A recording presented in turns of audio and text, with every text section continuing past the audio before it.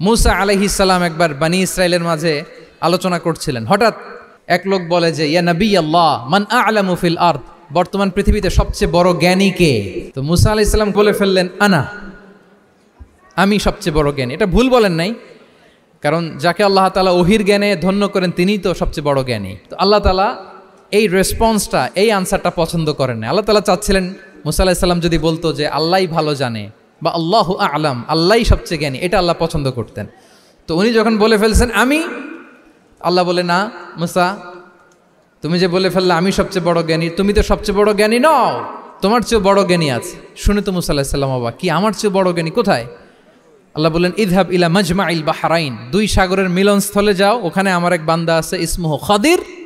ওই খাদির, যারে আমরা বাংলায় খিজির বলি আর কি, এই খিজির তোমার চেয়েও জ্ঞানী। আল্লাহু আকবার। আপনারা সূরা কাহাফের তাফসীর পড়লে জানতে পারবেন। গেলেন, নৌকার মধ্যে বসা, হঠাৎ একটা চড়ুই পাখি এসে সাগরের পানি খাচ্ছে। অনেক, to make the long story short, বড় স্টোরিকে আমি ছোট করে বলছি। দুইজন নৌকায় বসা, একটা চড়ুই পাখি এসে সাগরের পানি খায়।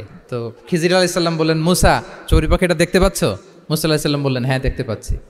চড়ুই পাখি যে পানি খেলো এইমাত্র, এটা দেখেছো? হ্যাঁ দেখেছি। পানি খাওয়ার কারণে চড়ুই পাখির চঞ্চুতে, মানে ঠোঁটে যে একটু সাগরের ছিটে ফোটা পানি লেগেছে, দেখেছো? মুসা আলাইহিস সালাম বললেন হ্যাঁ দেখেছি।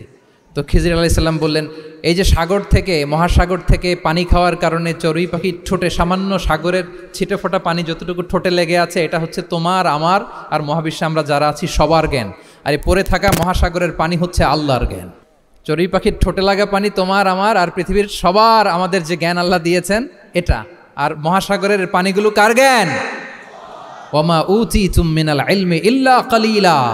আল্লাহ বলেন একেবারে একেবারে ভেরি লিটল, যৎসামান্য জ্ঞান দিয়ে আমি তোমাদেরকে দুনিয়ায় পাঠিয়েছি।